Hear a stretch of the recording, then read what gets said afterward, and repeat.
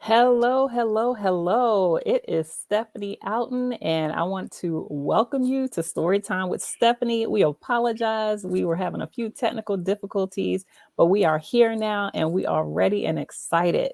So, Storytime with Stephanie is a segment of the Writer's Anointing podcast, which you can find on any of your major podcast platforms. And this is an opportunity for us to give new established authors a chance to talk about their stories, the books that they've written, their platforms, and what it is that they want to do out in the world with their books. And so tonight, we have a very special guest, which is Amaris Triplett.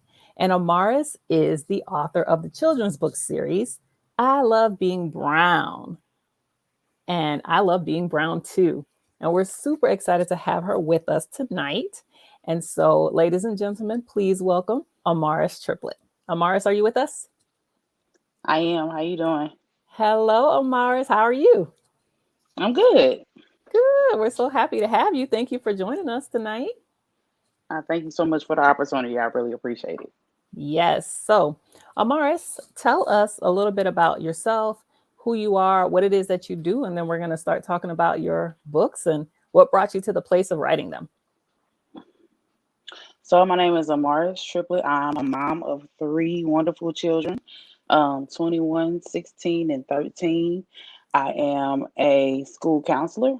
That's my day job and part of my passion as well.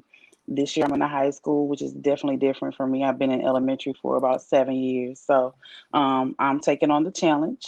I enjoy what I do. I love being a school counselor. It is a joy to see and be able to connect with so many young people. And I'm a sister. I have five sisters and one brother. And just, I mean, sorry, it's hard to talk about yourself. I know And it's that's about okay. it. I mean,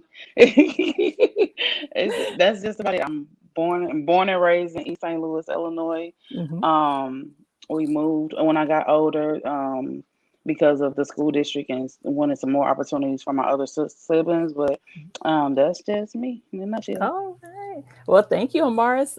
We are just happy that you're here. And as I mentioned at the top of the show, you're the author of I Love Being Brown and I Love Being Brown Too, which are two fabulous Yes. children's books that you really dedicated your heart and soul to. And I remember when you first came to us about this story, especially I Love Being Brown, which is the girls' version, you were Yes. really in a place of wanting to do something for your girls. So tell us a little bit about that and tell the hmm audience what I Love Being Brown, the first book, is all about.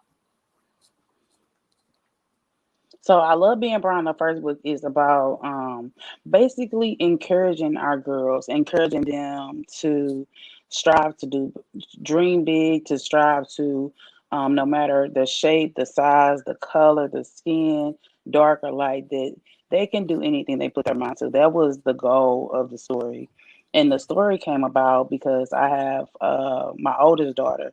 She's very dark skinned, Mhm. and I used to tell her all the time that she's very beautiful, regardless of what other people may say to her.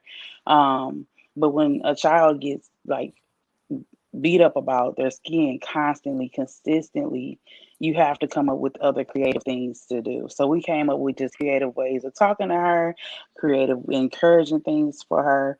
And that's kind of how the book blossomed because we wanted to give her some things to look, instead of worried about her skin color or worried about what people were saying. How could we positively encourage her to want to do and dream big and never give up and just give her that positive encouragement.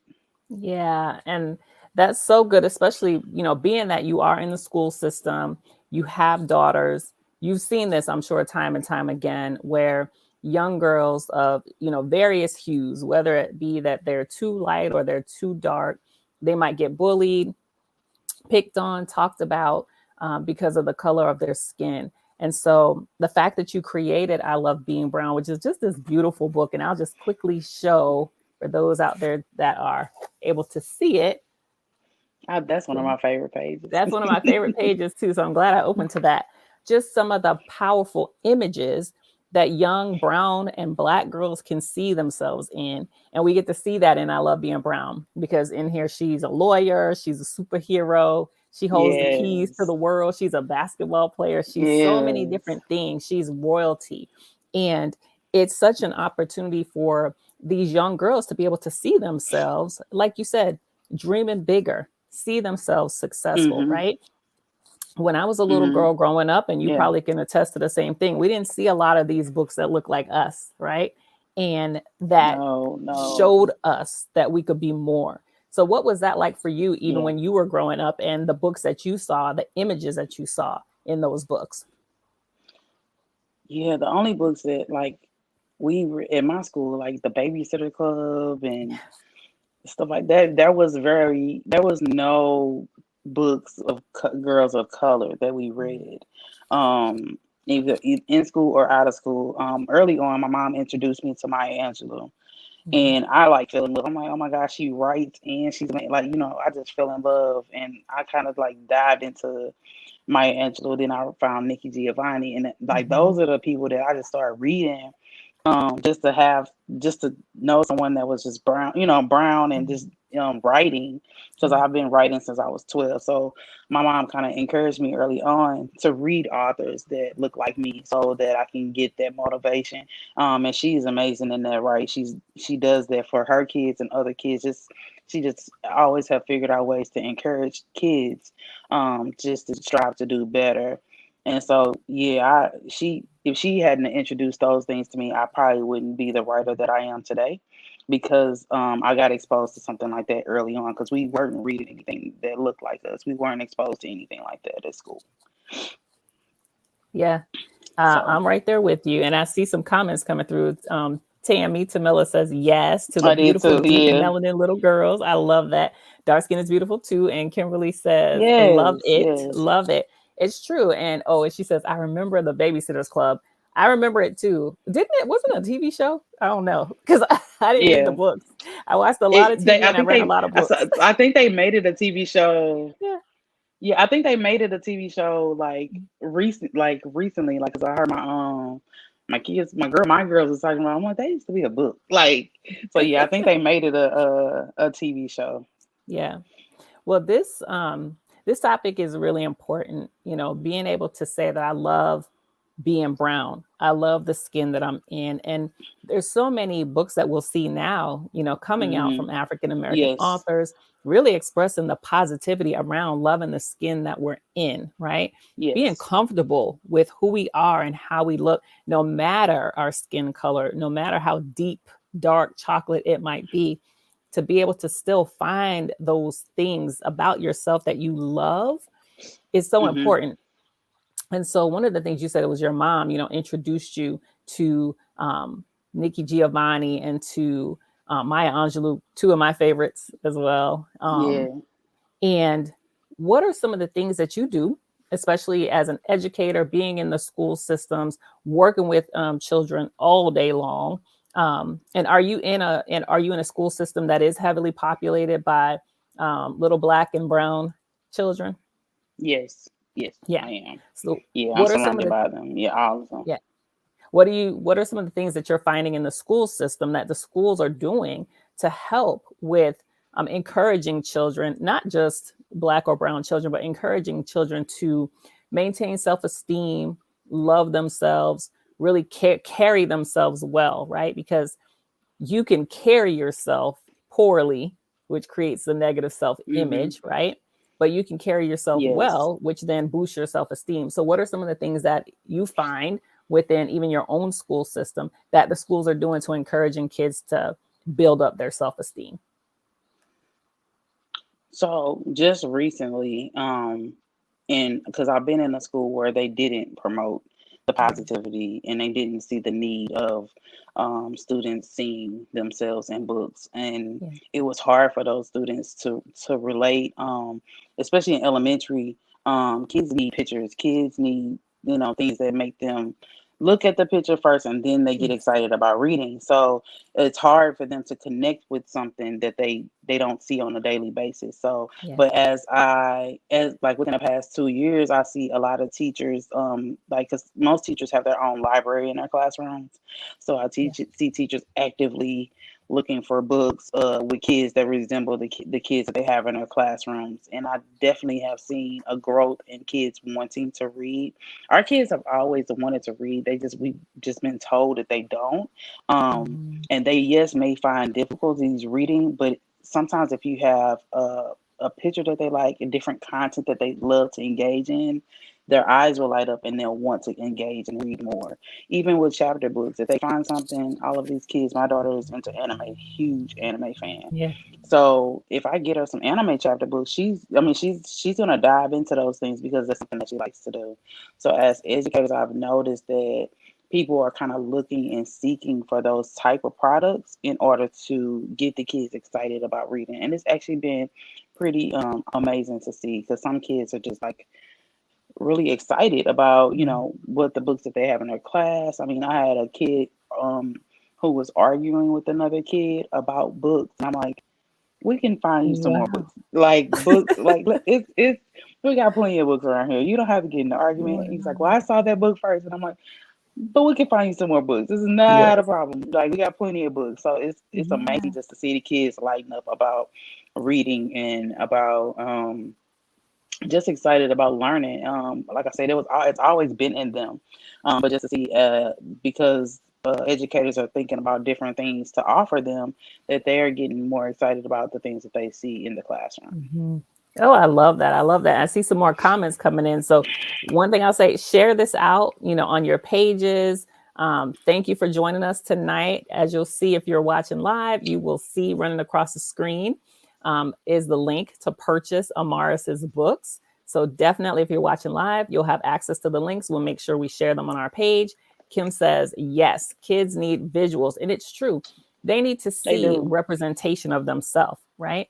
And so your book, which I Yes. love, and we know that oh, Kim says, make reading fun and relatable again. Yes. And that is something Yes. that you have Yes. done, is make the reading fun. It's very short, Mhm.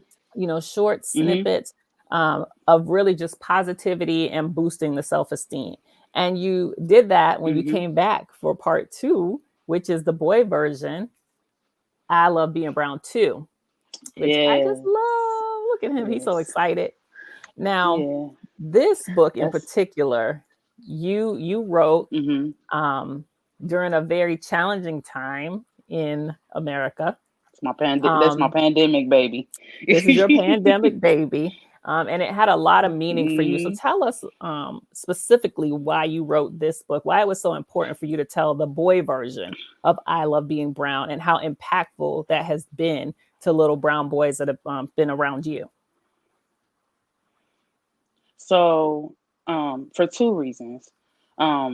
One, because when the girls version came out, so many people were like, "Where's the boy version? Where's the Yeah. boy version?" But the second reason is, I have a son, and also, in education, our boys are treated so poorly in many cases. And sometimes it's intentional, sometimes it's unintentional. Either way, they are not treated fairly. In many cases, they are assumed that they're the ones that causing the issue. They are assumed that they're the ones that were not doing the right thing. They are assumed, regardless if it was them or not, that they are, the cause of Yeah. trouble. Yeah. So I wanted to shed a light on our boys in a positive way, and Mhm. also in hopes that when the boys read it, if they are in those type of situations, that here's someone that is trying to encourage me, that regardless of what other people are saying to me, that I can be the best that I can be. I can do things no matter what the obstacles around me are, because they need to hear those encouraging words. Not all the time they get it. I mean, sometimes we love on the girls a lot, but we Yeah. forget about our boys.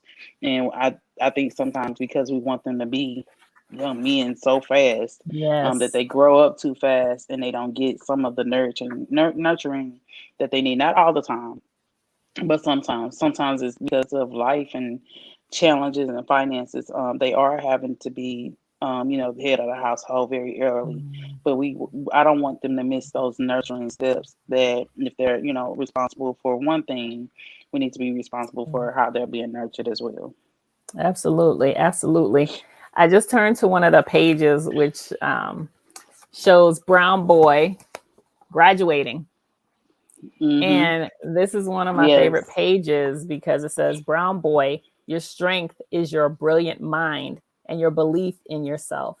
And what I love about that is helping little brown boys understand that their strength doesn't have to be physical strength, right? I It know, doesn't have right. it If they're doesn't not an have to always athlete, it's like, be. oh, you don't do that? Exactly. Yeah, Doesn't always have to be about being an it doesn't athlete. have Now to we be. see Brown Boy as an athlete in here, and that's fine because we want, kids to be athletic. We want them to exercise and play sports. But his strength is in his brilliant mind. And when we can encourage our Right. boys to understand that the strength lies here, right? What a difference it can make in their world.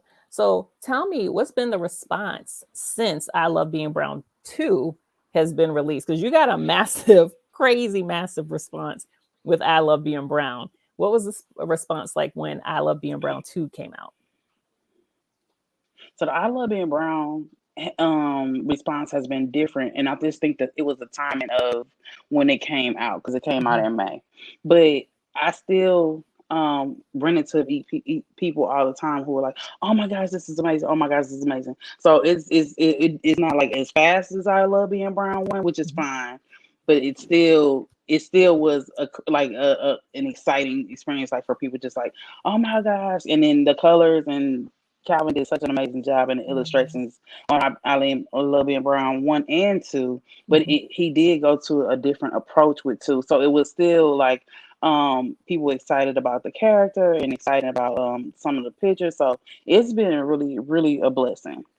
Very good. Very good. Now, I know with I Love Being Brown 2, there were some additional things happening. Like we had the unfortunate situation with George Floyd, and that really played a big role for you because you have a black Hmm. husband and you have a black son, and one of the things that you said was you wanted to make sure that young brown boys got to see themselves in a positive light, and didn't have to Right.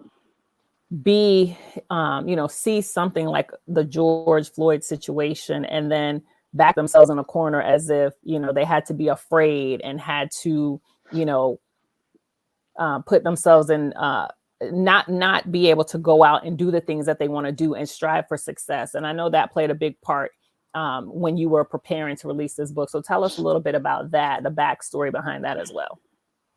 So, and I'm just gonna bring up a conversation that me, you, and Calvin had Yeah. about the book. So, I struggled with the term boy for Yeah. weeks. Oh my Yeah. gosh, like I wrote it that way, but then I look back, I was like, I don't know how I feel about this word. Only because it has a negative connotation towards our men. Mhm. That's something derogatory that people to mean them and make them seem less than a man. And so I struggled with that term for a while, and it was because of we had just experienced Joy Floyd murder. We had all of the other deaths that came behind it. I was just like, I don't know about this word. I really just don't know. And so I kind of prayed over it. We talked about it as a group, and then I prayed over it again. And God basically told me that they are using it for a negative, but you're going to use it for a positive. That's the name of your book. And I'm like, okay. Yeah. But and as I kind of came to like, okay, that's really what we're doing. Then everything started unfolding in a positive way. So I feel like yes, that was the best decision for us, and and plus that's how he gave it to me. Mhm. So that's how it was written, and that's what it was written for. But we are definitely um looking for to changing that word to be a positive, Yeah. and not a negative. So it definitely was a battle for me. Once all of the things started happening, when I was writing, that I was just like, oh my gosh, there's so much going on. And I just feel like that word has been used so negatively Mm-hmm. amongst our men that I was nervous about, using it in my book. And plus I was just like, it was just a lot. So, but Yeah. I'm grateful that I did, I prayed about it. You guys encouraged me to pray about it. Yeah. And then when God told me that it's for the positive, and I was like, okay, I understand now. So Yeah. Yeah. yeah. And just so y'all know, Amaris is actually one of our, meaning Cocoon Twins Publishing authors. She's one of our children's book authors. And when she references Calvin, she means Calvin Reynolds, who is our in-house illustrator. His business is Concepts Redefined. And Yes, it's it was an amazing. honor. Yes, he is amazing. He is amazing. And it was an honor, walking through this experience with you and walking through this process, because I love being brown too. It was challenging. Like Amaris was going back and forth with us in regards to the terminology being used. And I love that because she was passionate, and she came with the reasons why. And when we were able to really just sit down and talk it through, we got to this wonderful place with this book. And I'm so glad that you just trusted us in this process. Yeah, And one, that you yeah, trusted God, right? That the yeah, anointing that he yeah, placed on you to share this book in the way that you shared it, that it was going to come to pass the way it needed to. So I thank you for yeah, trusting us in the process. And I want you to tell us, because you have a number of books in the making. You also shared yes, earlier that you've been writing since you were 12 years old. Amaris is an awesome writer. She has several other stories that are going to be coming out. Tell us, yeah, what is that writing process like for you? Some people think it's easy to just sit down and write a book. It's not. it's Okay. not, No it's matter not. how short the book is, it's not easy. Tell the readers, especially someone who might be interested in writing a children's book, kind of what that process looked like for you as a writer, Hmm. and being able to Hmm. bring it to the place where it is today. And my process is a little different because I can't draw. So Yeah. usually stories come to me in pictures, like in my Hmm. head, Yeah. and then I do my best to kind of not write the scenes out, but write them out um, in a story. So usually I have to have my favorite pen. If anybody wants to donate to my pen collection, I write with flares. Oh, okay. So my favorite paper mate flares. Oh my gosh, they have these new ones that are amazing.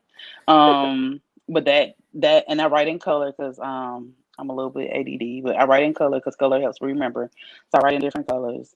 Um, and so let's do like a week. So if I'm writing for like a week. On Monday, I might write in orange. On Tuesday, purple. I'll write in Mm. different colors. It's my mood is different on different days, and then I try to pull it back together at the end. And then, oh, sorry, I have to have music, and Me too. I have a favorite chair in my room. Oh. So my favorite chair in my room, my pens, and my music. And then once I write, I try to write a project all the way through in one Mhm. sitting. Okay. If not in one sitting, maybe in one time frame, like maybe a week or maybe two. Mhm. Then I close that particular book up that I have that written in, and I don't touch it for at least 30 days. I put it Wow. I write as much as I can write, and I put it away. And then when I come back to it, I usually critique myself. I usually Mhm. change, I edit. But that's my process. Yeah. And then after I critique and change it up a little bit, I'll put it away and I'll come back to it again in about 30 days. And that's Oh, how I Love Being Brown 1 and 2 have come out. okay. Yeah. So I just So, kind of I look at them, I tinker with it for a little bit, and then I put it away and I don't touch it and I don't look at it for at least 30 days. and in that 30-day time frame, what's happening? Like, what process are you going through in those 30 days that, you know, gets you to a place of, when you do go back to it, you can say, Right. okay, this is complete, or I need to still do more work. So it depends. And it also depends on my mood. Some authors can just crank things out, but Right. I have to be in the mood to write. Mhm. But usually I am in the mood to write. I love writing. It's very therapeutic for me. So during the 30 days, sorry, my allergies are killing me, y'all. It's okay. It's During the okay. 30 days, I am praying. Hmm. I may fast during that 30 days, but I might also write something else. I just can't mess with that. Like I Okay. might write something else, some a poem, or I may write something, but just I can't touch that particular story. So Mm, it just depends on the 30 days. So just yeah. okay. And usually I will try to write a little bit towards the end just to Mhm. get my mind back into the writing process so that I'll be Okay. fresh eyes when I open it back up. So yeah. So it just depends on what's going on. I try not to write when I'm so chaotic, but my Okay. life is usually chaotic. But I try not to I write, but not like write for like my stories. But sometimes, sometimes I dream and I Yeah. get story ideas from dreams. So then I Hmm. have to get up and hurry up and write it before I forget it. So it just depends on the process or where I am in the process. Yeah, I love that. And I see Kim says, thanks for sharing your process for writing. I love that, especially when you said you write in different colors because you have different moods when you're writing. And I actually, Hmm. I used to write by hand as well because I used to journal. Hmm. And, then I got to the place where I was like, okay, I'm writing way too much. My fingers hurt. So then I would type in my phone. Yeah. Ray Lee says the writing process is a whole life Yeah. within itself. Yes, it is. Yes, it is. And every author can tell you it takes Hmm. a life of its own. Yep. Um, but I then started Yep. writing by typing, into my phone. And then I was like, okay, now let me do it on my computer. And it seems to flow much faster for me when I type rather than when I write. But I'm like you, I get visions, I Hmm. get dreams, and these different stories come. I am very visual. Hmm. I can just see something and then I make up an entire story in my head around it, Yeah. right? So it makes the Yep. process much Yep. fun when you actually go to write it. Hmm. Now, when you think about kids Yep. and right now that being the audience that you serve, what are some of the, I guess, words of advice that you can give to even children who might have those stories in them? Because do your daughters or your son, do they write at all? Do they like to write stories? No, they actually don't. Nobody's taking my gift, but they are amazing artists. My kids can draw. Oh, oh, that's Um, awesome. So they can creativity runs in the draw. family. Yeah, I Yeah. never got the drawing gene, and it's on both of their sides, their mom's side, on my side and my dad's. I mean, my side and their dad's side, that Okay. they're artists in the family. So, but yeah, I Mm. didn't get it, but they are amazing. My 16-year-old and my 13-year-old are really perfectionists about their work. I mean, but Yeah. some of the things that they draw, I'm like, how did you even start that? I don't even know. I wouldn't even know how Yeah. to do the stick figures. I have no idea. But I'm they, like yeah, you. they have the creativity, and they have the creativity of drawing. Um, but they, I think as they get older though, because some of the things like my oldest daughter, some of the things that she says probably should be in somebody's book. Just her rationale. We call her old lady. She's so beyond her years. I mean, she's 16, but some of the things that she says, I'm like, wow, like she's so wise in some things. So I think as she gets older, she probably will start at least writing for her pleasure, maybe not for Mhm. um as an author, because it's Right. so, as I tell them all the time, I'm like, it's so therapeutic just because when you write, you can write about anything in your journal, and and that could be you don't have to tell people. Yeah. Sometimes with social media and all of this, we just feel like we have to tell it to the world. Some Yeah. things are just, some things you might want to keep to yourself, but you want to get it Exactly. out. So writing gives you that avenue where you can write and get it out on paper, and it's out of your head and you're not thinking about it so much. Yeah. Um, and it kind of gives you like a release. So hopefully as they get older, they think about it. But right now their release is drawing. Well, you know what? Being that you love writing, right? And especially your daughter has all these ideas and these sayings and things, you may actually be able to take some of the things she's sharing and put them into a book for her, right? And then maybe she can do some of the drawings for Yes, it. You yes, I never would love know. it because they're good. Yeah. That Yeah, way you I told them incorporate. that they just keep practicing so they Yeah. can get good. And we talked about just different careers, and it was like her and some of my nephews, and we're talking about my illustrator. Hmm. And I was like, you can do the same thing. You can illustrate for a career instead of Yes. thinking about just your, the basic lawyer, doctor, da da da. I'm like, illustrators are that's a career as well. It So you sure can do is. what you love and get paid for it as well. You don't have to.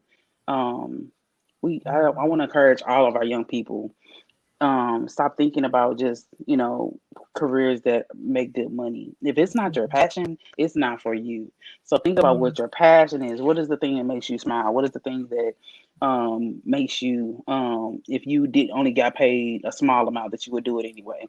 Think about Yeah. those type of positions, or create your own and become an entrepreneur and work for yourself. Yes. Because if you don't do something that you're passionate about, you won't keep up with it. You won't, it won't be a blessing to you in your life, and it won't be something that you want to do.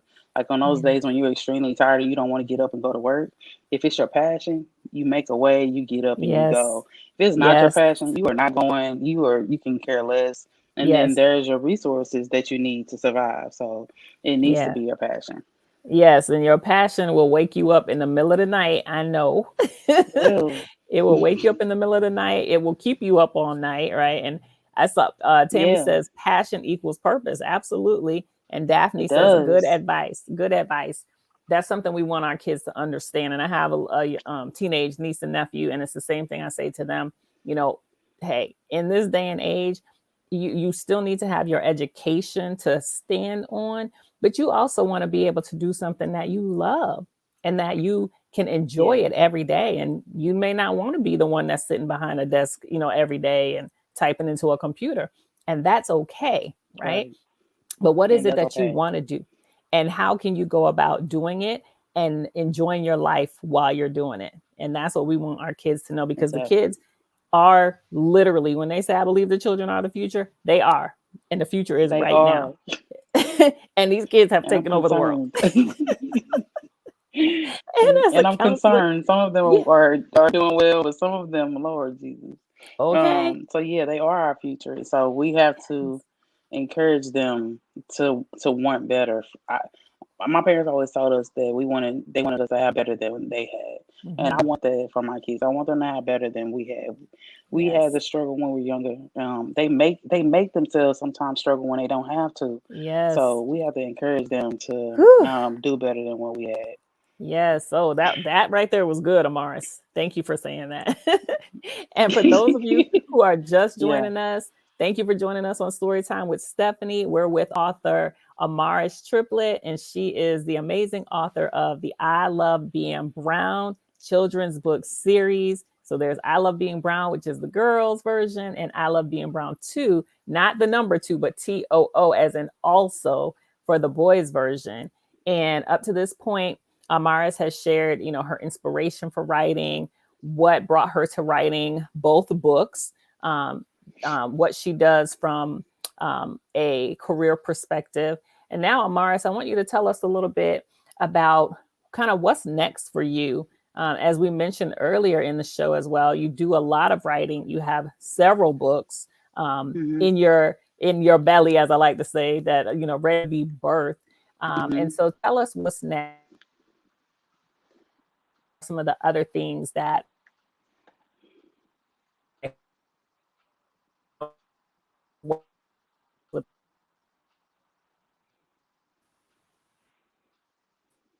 oh, you got timed out for a second there. What happened?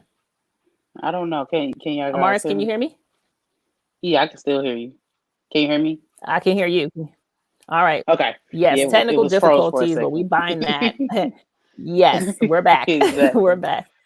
Um, some I have two All right.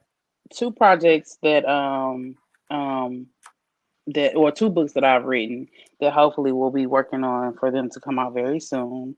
One Mhm. is just the gist of it. One is about a little boy who has a reading disability, and he's struggling Mhm. with reading, and he finds people who help him and encourage him to not give up, and they actually help him to read better. He becomes an amazing, successful entrepreneur, and then he does the same thing. He basically comes back to the area and does the same thing that his village taught him do.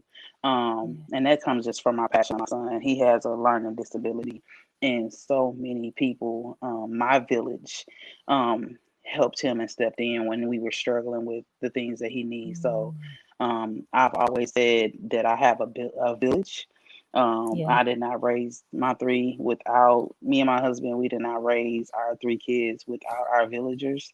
Yeah. And there's so many different people, not just family, but just so many family a lot, but not just family, like different people that just fell in love with our kids and just supported us and supported them when they needed help. So that's where that's the concept of that particular book. And then the other one is, um, the other one is a story about a little girl and she is being bullied Mm. and her journey throughout the process. And she's a daddy's girl, and so her dad walks her through these encouraging processes of um, understanding that you are amazing, and I love you, your family loves you, but he also gives her encouraging things that she can do as she's being bullied and picked on Mm. at school. So it's just it's a I guess a little version of I Love You Mom, Hmm. but just with a different concept of bullying because sometimes our kids are bullied so subtly Yeah. that it's not hitting, it's not this, it's not that, and so sometimes in education because I've seen it. Yeah.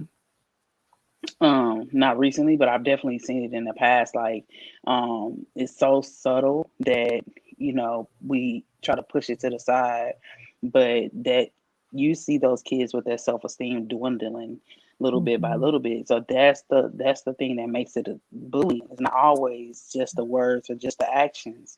It's what is that negative experience doing to their child, and Yes. that's what makes it and that's what makes the issue a Yeah. problem. How do we resolve that when that child not just doesn't want to come to school but just doesn't want to do anything? They don't want to live, they don't want to eat, they don't want to Yeah. this because they're concerned about what child is going to distract them from learning at school. Yes. Yes. So we And this, have to think about those things.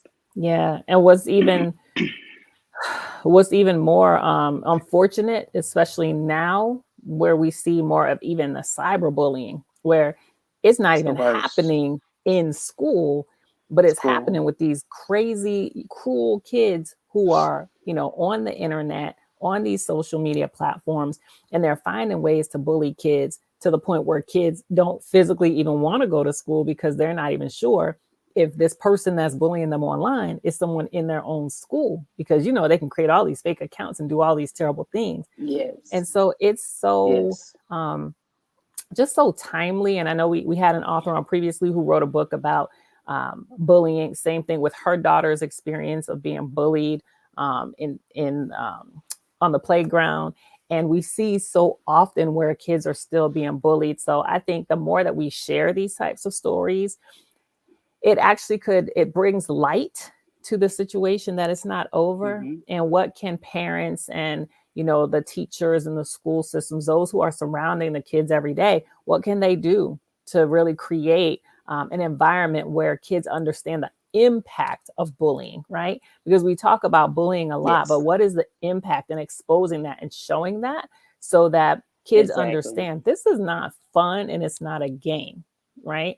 It is something that needs Right. to stop. Right. And so we look forward to that book when that book comes out, as well as the book about the little boy where his village comes together to help him be able to read. And I'm inspired by both of those stories. I've read them actually. So I know how powerful they are. I know how beautifully written they are, and I can't wait to see them get released. Thank you. And again, just as a reminder, we're talking with Amaris Triplett. You can purchase her books. There's a link that's running across the screen. At the end of the show, we'll also post the link again. So if you are following on our Stephanie Outten Literary Doula page on Facebook, you'll be able to click the link and it will take you directly to be able to purchase both of Amaris's books. And you'll be able to follow her as an author. If you go on Amazon, you can click on her link to be able to follow her and know when she has new work coming out. But Amaris, I want you to just give any kind of closing remarks that you have for those, um, the little brown boys and brown girls out there who Hmm. are inspired by even your own story, to be able to write, to be able to share what's on their heart, how they can feel comfortable doing that, especially because you do work with kids every day. And now, like you said, you're in a Hmm. new setting, you're dealing with high school students. So that's a whole nother beast Whole right nother. there.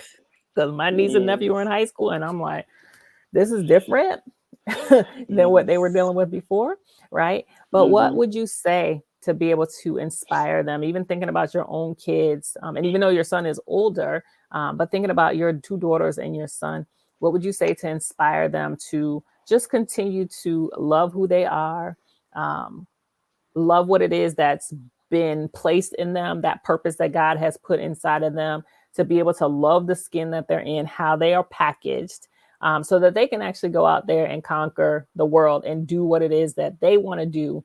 That's gonna, fuel their life and fuel that passion that God has placed inside of them. So my biggest thing that I say to kids, and I say to my kids, and I say to anyone that's around me, is don't give up. Don't Mhm, give up. Our kids give up way too easily. mhm, Um, Failure will happen, but that doesn't mean because you fail that you, if you give up, then it's a failure.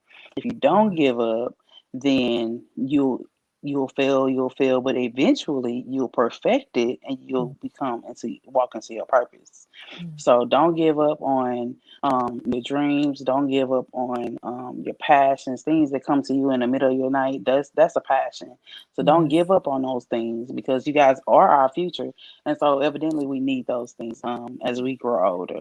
So yeah, don't give up. That's my biggest thing because if you give up on your inventions or your ideas, then Mhm. they won't come to fruition, or somebody else will produce it and Yes. become a millionaire off of the things that you thought about Yeah. that God probably gave you. So yeah, don't. That's my biggest thing. Don't give up. And to my parents, I know we get in the hustle and the day to day, and I'm talking to myself sometimes too, because Mhm. sometimes a day is just it's not enough hours. You just Yeah. going, going, going. But let's not forget to encourage our kids, or just ask them how their day was. Like sometimes we do it Mhm. just because it's the norm, asking what their day was, but we're not listening.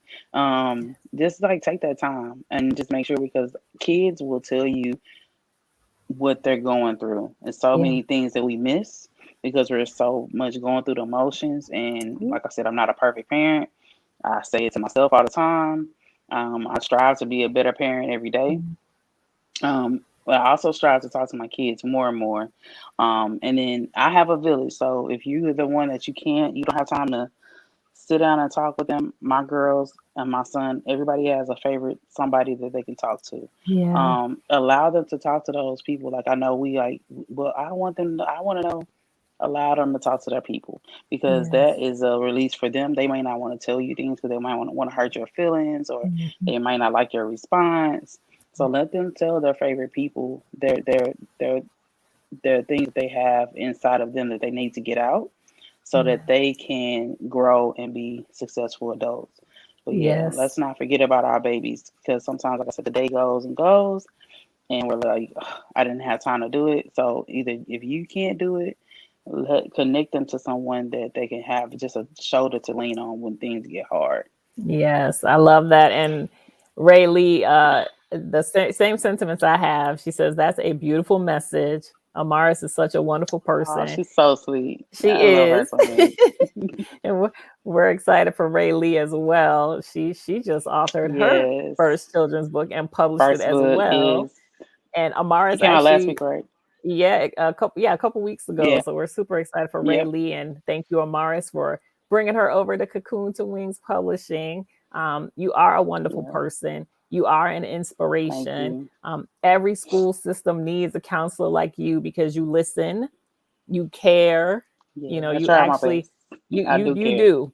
You do. I've actually talked to Amaris while she was at work, and I've heard, the care and the love and the attention that she puts into those students. And so, you're valuable. You're necessary. And Thank we you. just appreciate the Thank work you. that you're doing for our children, all children, but especially our brown and Black boys and girls who need someone like you to care about them. And so we're honored to have had you Appreciate on it. Storytime with Stephanie.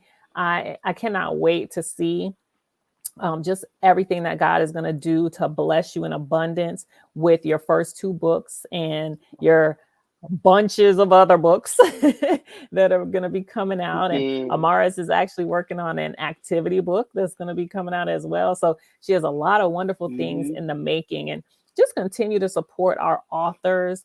It is the support of people like you who watch, this show or listen to this show or listen to the podcast Yes. that really motivates authors to continue going, because being an author myself, I know it's not Mm-hmm. easy, right? It is a full-on job, and I think someone said that before. It's a full-on Right. job, but when we love the craft, right? We love what we do, and when you Mm-hmm. share that you love Yes. our works, and when you share that you've purchased our works, it makes us excited and motivated to want to continue. So do that. And that's why I just love having this platform to be able to, bring these books that often may not be seen, right? Because some books we can't get them on the bookshelves because these Right. big box bookstores, they just really want to promote from the traditional publishers, but our stories matter too, right? And whether we're small press Yes. publishers, small or self-published authors, or whatever it is, our stories matter too. And so this platform allows people to know about your books and know about the stories that you have to tell, because these are beautiful stories, excellent stories. Thank And I'm you. just so grateful that God has given me this opportunity to be able to share and have amazing people like you, Amaris, on the show. So I just want to thank you so much. I love you. I I appreciate appreciate you. you. Thank you so And much. yes, I'm excited to see what's coming next. So thank you everyone for joining. I saw a few other comments. I'm sorry if we didn't get all of them on the screen. I saw them coming through. But I think your sister's on here. Akira James, she said, love you, big sis Yes. Amaris. She's so proud of you. Uh, Um, Thank you. I just love my family so much. They're so supportive. yeah, you They are do so have a supportive. supportive family. When Amara says she has a village, she definitely does. She has an amazing village, not just in her like her family members, but her community as well. They have rallied around Mm. her. They have supported her. The various school systems have supported her with bringing the books into the school systems, which that's not Yes. always easy. But her Easy. tenacity and her perseverance has gotten her books in places that other authors haven't been able to do. And so one thing I want to share as well is Amaris, through working with Cocoon Twins Publishing, she's created her own like marketing course as well around how to market Yeah. your children's books. I should have said that earlier, but I'm glad I did not forget how to market Okay. your That's children's okay. books. And this is a great opportunity for those of you who are children's book authors. Take her class. She's going to be promoting the next one. She did the first one in August. She's going to be promoting the next one soon. She is the woman to Yeah. watch because she has gotten her Thank book, you. like I said, and her books into the hands of so many places in her local community. And she's really found a way to allow her books to take off. So, all of you who are children's books authors, follow Amaris Triplett. She's Amaris James on social media. On On Facebook, you can Facebook. find her at Yeah. Amaris James. And on Instagram, you are Diamore Creations. So we'll post that as well, right? Yes. We will post that on And the I also Stephanie have Outten Deal More Creations on Facebook as well. on It's Facebook as Deal well. More So Creations on Facebook as well. So perfect. We will make sure that we post those on the Stephanie Outten Literary Doula page so you'll know how to access Amaris. And when she posts about her how to market your children's book, we'll promote that on the Cocoon to Wings page as well. So if you follow Cocoon to Wings Publishing, we'll post it there so you know when she's offering her next class. But definitely a woman to watch, a woman to be proud of, and a woman to support. So thank you so much, Amaris, for being here with us tonight. Thank you for everyone who appreciate joined you so live. much. Yeah, absolutely. Thank you. And if you're going to watch on the replay or listen on the podcast, we thank you as well. If you are an author and you would like to be a part of Storytime with Stephanie for season 3, which is going to come out in starting in January, definitely email us at info@stephanieouten.com. We'd love to hear about your books, your stories, and possibly get you on the show for season 3. So to all of you who joined us tonight, thank you so much. God bless you. We appreciate you. God bless and have a wonderful evening. Bye, guys. Bye-bye.